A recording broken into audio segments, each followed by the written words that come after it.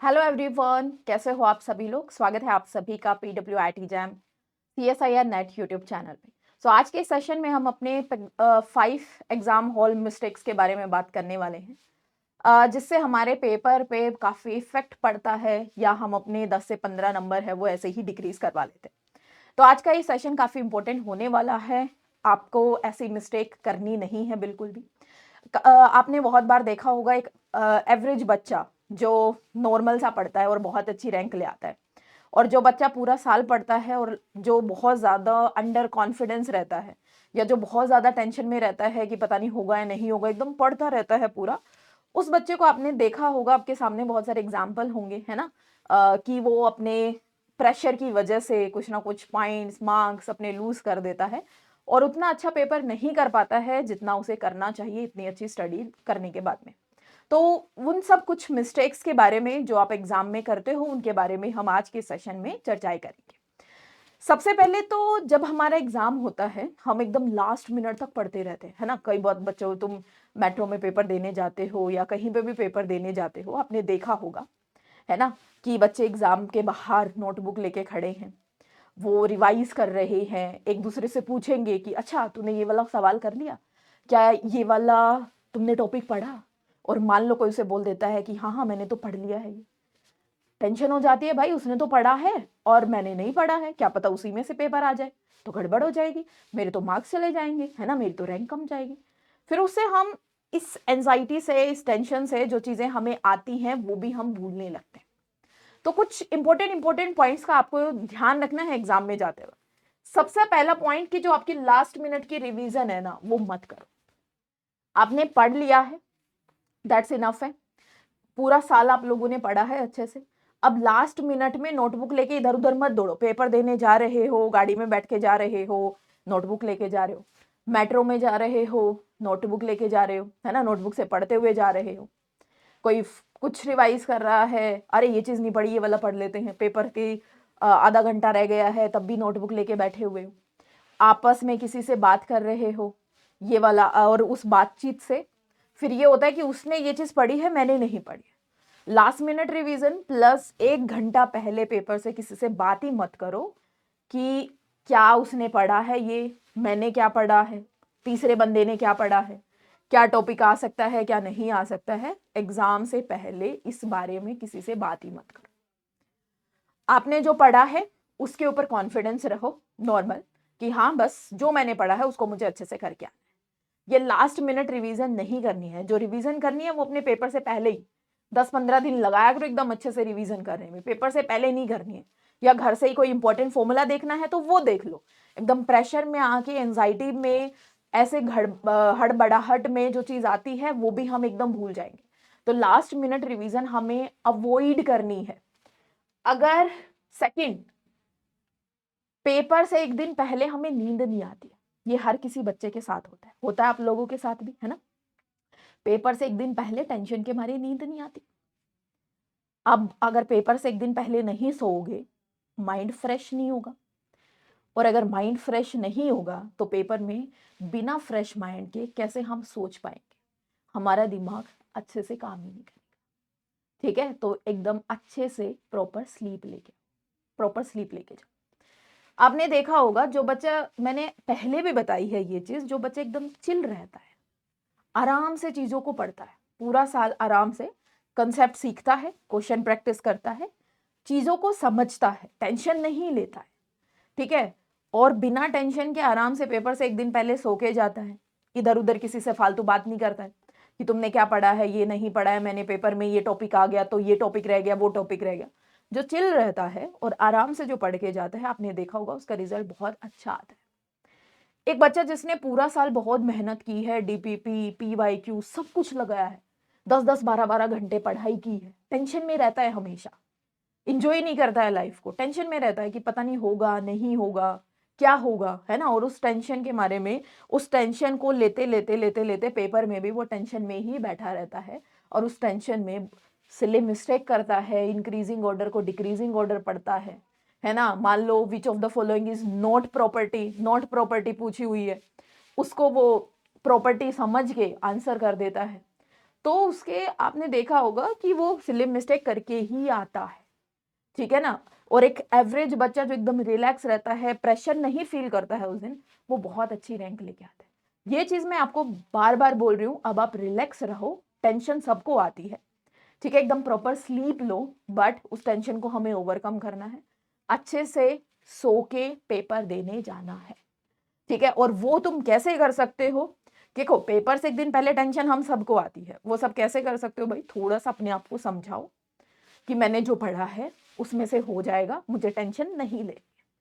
Second point, exam में जाने से पहले आपको एक दिन पहले की स्लीप, या फिर आप बोल दो स्लीप रिवीजन, ठीक है ना। स्लीप मुझे बहुत अच्छे से लेनी है, स्लीप सोना है एकदम अच्छे से, ठीक है। जितना पहले नहीं सोए हो, काफी पढ़ लिया है, उस दिन एटलीस्ट आपको 8 से 9 घंटे की नींद तो लेके ही जानी है प्रॉपर, ठीक है।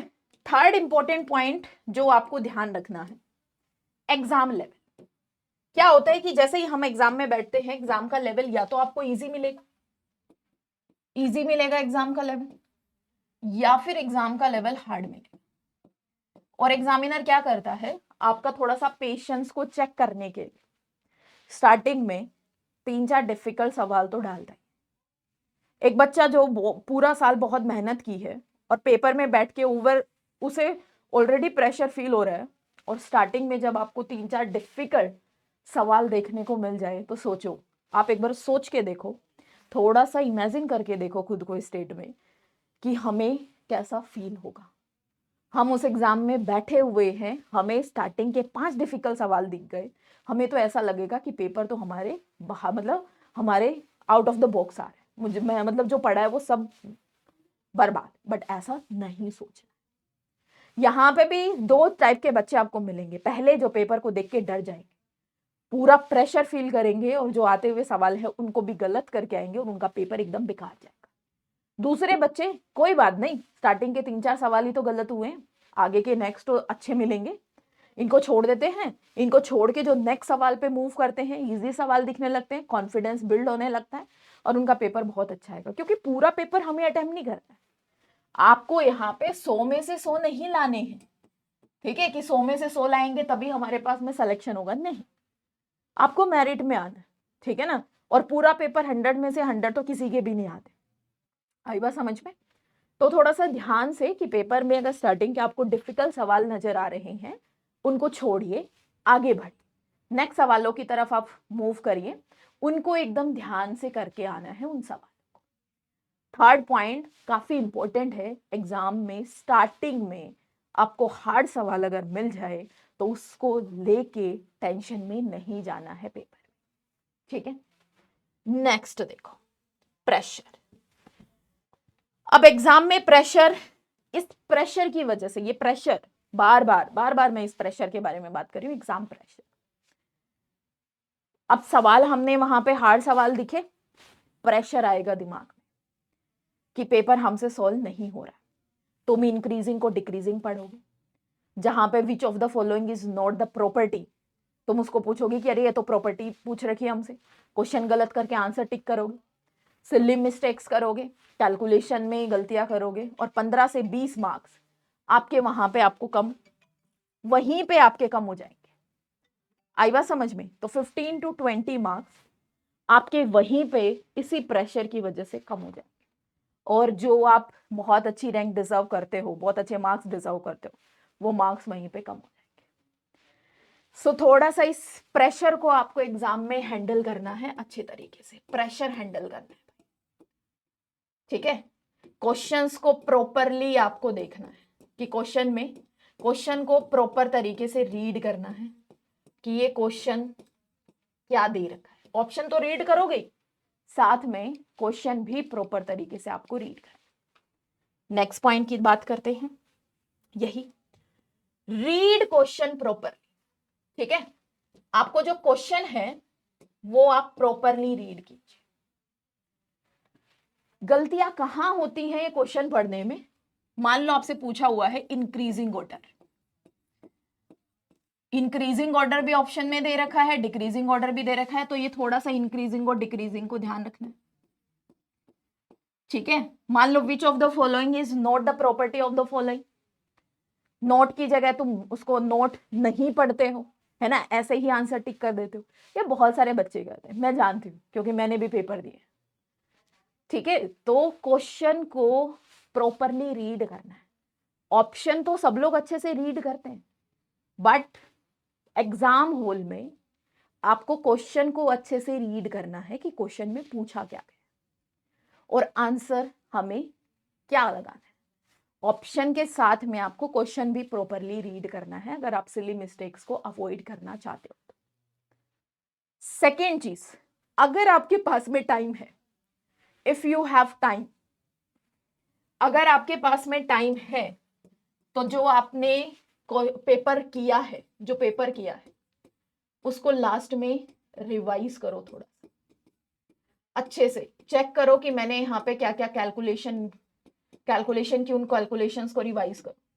एक बार जो आपने आंसर किए हैं, answer A B C D, मान लो हमने सी आंसर है, गलती से कहीं मैंने ए पे टिक तो नहीं कर दिया, गलती से कहीं मैंने बी पे टिक तो नहीं कर दिया, ये भी थोड़ा सा देखिए। ठीक है, न्यूमेरिकल आंसर टाइप है, एनईटी में मैंने क्या आंसर फिल किया है वो भी एक बार देखिए ध्यान से कि कहीं मैंने गलत तो नहीं कर दिया जल्दी जल्दी। क्योंकि पूरा पेपर होने के बाद में एटलीस्ट 10 मिनट आप अपने इस रिवीजन के लिए निकालिए, 10 to 15 मिनट आप इस रिवीजन के लिए निकालिए और इजीली हम निकाल सकते हैं। जो क्वेश्चन हमें नहीं आता है उस पर टाइम वेस्ट करने से अच्छा है जो आपने क्वेश्चन पहले कर लिए हैं उन क्वेश्चंस में कहीं मैंने कोई मिस्टेक तो नहीं कर दी, कहीं आता हुआ क्वेश्चन हमारा गलत तो नहीं हो गया। तो इन सब चीजों का ध्यान रखो बच्चों, ठीक है। और अगर इन सब चीजों का ध्यान रखोगे तो आपसे आते हुए क्वेश्चन गलत नहीं होंगे, ठीक है। और प्रेशर फील नहीं करना है एग्जाम में, अब टाइम ही नहीं है प्रेशर फील करने का। प्रेशर स्टार्टिंग में सोचना था कि मुझे पढ़ना है पढ़ना है पढ़ना है, तब आपको प्रेशर लेना था, ठीक है। अगर तब आप प्रेशर लेते तो आज आपको प्रेशर नहीं होता, और जिसने पढ़ा है उसे नहीं लेना है, वरना मैं आपको बता रही हूँ पढ़ी हुई चीज़ें भी बेकार चली जाएंगी। और जो सोच रहे हैं कि मैंने तो बहुत सारी चीज़ें पढ़ी हैं, बहुत अच्छी रैंक आनी चाहिए मेरी, तो इस बार अगर आपने इन 5-7 मिस्टेक्स को ओवरकम कर लिया, इन पॉइंट्स को बिल्कुल अच्छे से ध्यान रखा, तो बहुत अच्छा पेपर आपका जाएगा। आपकी ज़्यादा सिली मिस्टेक बिल्कुल भी नहीं होंगी। देखो एक आधी तो होती है, दैट इज नेचुरल, है ना, हमारा ह्यूमन नेचर है, हम कोई मशीन नहीं है, एक आधी मिस्टेक तो हर किसी से हो जाती है।